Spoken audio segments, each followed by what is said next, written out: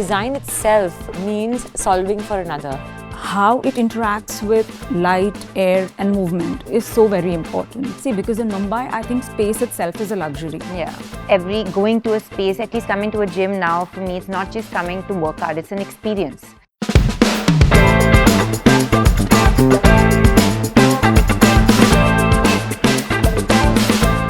Hi, this is Natasha Kochhar from LTDF Architecture ID. Hi, my name is Sumaya Dalmia. I'm the founder of Sumaya, a leading chain of luxury gyms pan-India. Hi, this is Archana here as a co-founder of Design company. Today we're going to give you an inside view with Architecture+Design and Lifestyle Asia. So Natasha, I'm going to start with you. I know you're a fitness and wellness lover, just like me, but I had the good opportunity to work with you as one of my first projects, which was almost, I think, 15, 20 years ago or 15 years, 18 years ago. Yeah.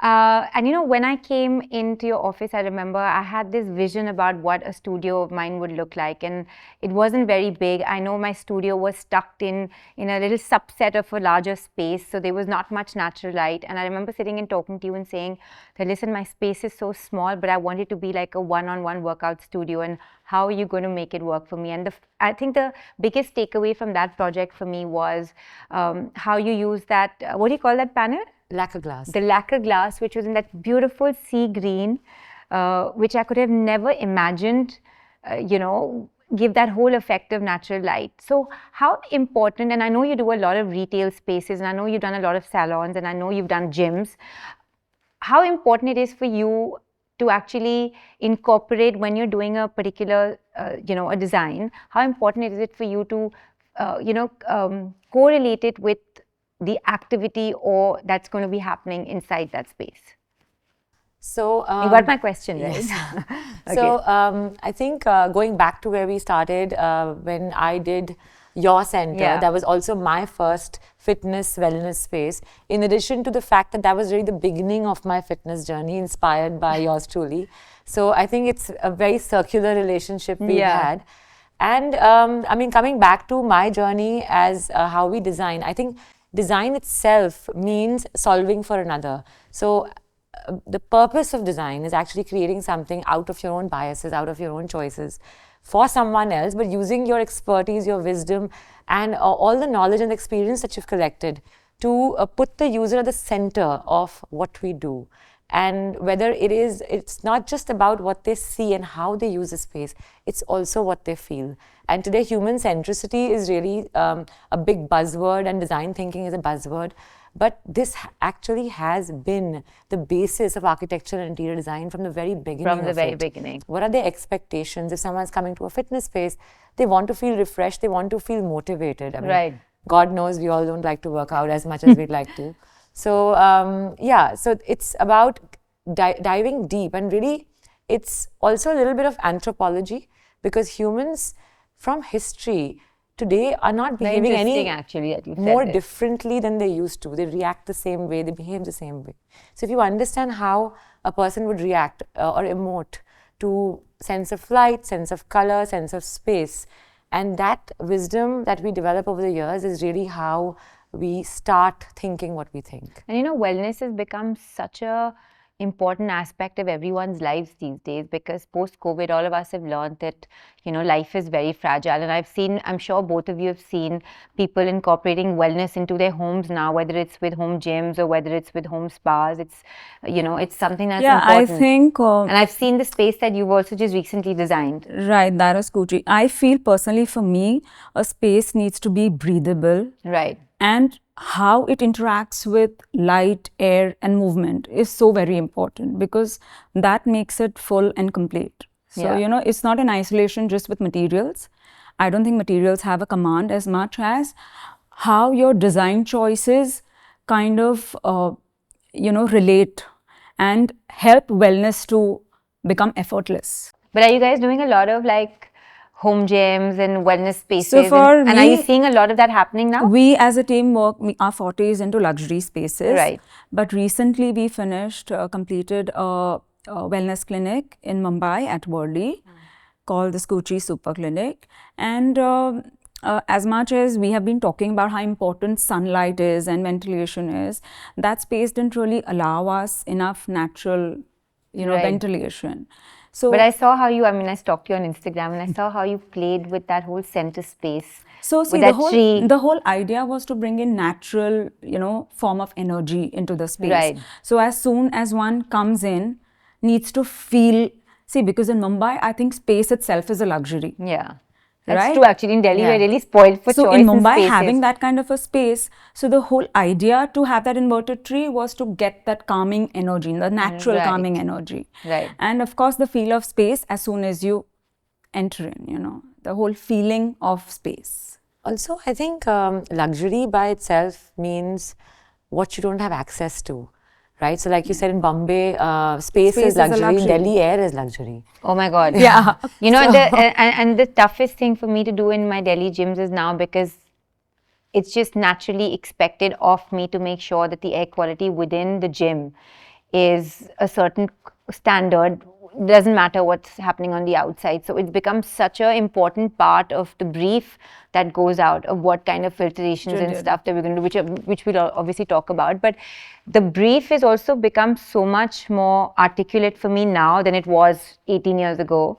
I understand how flow is so important in a space. I understand, going to a space, at least coming to a gym now, for me, it's not just coming to work out, it's an experience. Yes. It's not just about the brick and mortar and the machines, it's about the experience. I think it's about the spatial experience, the journey. But I'm sure you guys have got, like how I've also in my career in the last 20-25 years, I've got so much more technology, equipment, materials to play with. When like the last gym I designed, I actually did a lot of it myself, because I've done so many now. Because for us, flooring matters, equipment, sound, light, air. So now I kind of know. So this is the first time I deep dove into it a little bit myself, because they already had an architecture team, so it was much easier. But like for me, it's becoming easier. I'm sure for you also, the materials that you can play with today versus 15 years ago. See, 100%, that also lets your creativity kind of go out of the box, no? Like you said, that glass that you were using. So we didn't have all that back then, but now there's a lot. Like you can use a concrete floor. There are so many artificial materials in terms of materials for the gym. Right. A lot of things, even for that matter, air humidifiers. Yeah, we have ductable, but now I just heard recently they're going to be launching some products where you can install the purifier in the duct, so you don't need a separate. That's what I have. Yeah, inbuilt. I have inbuilt. And also you will have something like an auto-responsive ventilation where it automatically adapts to the humidity levels. Right. I think that is something which I'm looking forward to use in my projects, which I haven't. But going forward, I think it's a very smart way, and probably it's a hand in hand with the air conditioning. But I also think it's not the requirement of good air, especially in Delhi. I don't think it's just limited to a gym. I think any retail space, I'm sure you're doing it for all the projects, LVMH and all, because humidifiers and all for expensive bags and all must be important, so right? It's not just for health actually, it also, like when we do stores, you have to have a certain amount of oxygen, otherwise people will not want to shop. They'll get slower, they'll want to move out. Then there's also that's so true. Yeah, and then there's also the lighting. So when you have yellower lighting, you blink slower. So your slow food restaurants have to be yellow, and your fast food like McDonald's, etc., have to be white. You'll blink faster, you'll eat faster, you'll get out faster. By the way, that's interesting. That's how I heard about this whole play of light and oxygen. So apparently in Vegas, in casinos, at some point they pump in so much oxygen because they want people to be awake and keep playing. Yes. Yeah. So oxygen and light really function hand in hand, and not just for the health benefits of air. I mean, it's used for a lot of retail therapies and reasonings that a brand or a function might need as such. See, one is that I think even science plays a very important role. We've been doing work down south for last 2 decades almost. And for us, Vastu is like inbuilt, it's ingrained, And see, when you use and apply Vastu, I think any space flows very naturally with energy. And I think that just makes it so effortless But what is non-negotiable for me, I think now, in terms of energy, is that I definitely need the corner of the building where there's light. So at least two sides of mine need to have daylight. I mean, that's a non-negotiable if you were to do a Sumaya franchise. I mean, so that's again, you're coming down to the basic, yeah, because east facing, it invites sunrise, right? So it invites a fresh start, energy. So that's automatically you're going in circle and reaching to the same. And when you apply these basic design principles that have existed for years, like Archana just mentioned, even Vastu. Vastu was a guideline principle for when architecture was not even a profession. That okay, this is how you in the absence of mechanical ventilation and lighting. That's how you did it. Yeah, and that's how you really lived. And if we capture that today, not only do we, I mean, the energy is improved and the sunlight is well ventilated, well lit, you also become sustainable because you use less energy. Right. Since you don't need to air condition or heat or light it up for maximum part of a functional day. Okay, now we have the fun part of this conversation. We have these cards and it's a quick rapid fire for all of us, from all of us. Okay. So Sumaya, I'm going to start with you. Yeah. Skylight dreams or large picture windows? Large picture windows. And how But about the skylight dreams are too hard to clean. Yes, that OCD in me is not going to work. I love looking out at the world, so large picture windows. Yeah. Yeah, I think I'd vote for the same. So good. So morning yoga in the sunlight or stretching in the sunset? Definitely stretching in the sunset followed by drinks. Yeah. You? Morning yoga all the way. Okay. How about you? Me? Sunset stretch. Yes. You? Me. Fresh air on a balcony or a bright kitchen coffee ritual? Bright kitchen coffee ritual. A kitchen with a balcony. Yeah. Where I can do both. For me, it's balcony. I think is the most natural way to wake up. Oh, really? I need coffee. I need coffee. See, I need look the at the health balcony. professional saying I need coffee. It's real. I'm a sunrise breeze person. Oh, that's amazing, by the way. So I'm a good. sunrise The circadian rhythm is half the battle one. Yes. I just love, Yeah, half the battle one is sticking to the rhythm. Okay. Now my turn. A Zen meditation corner or high energy workout?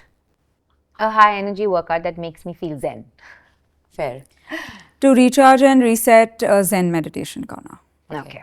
So for me too, a high energy, because I think I meditate while I run, too. or high energy cardio where it's repetitive.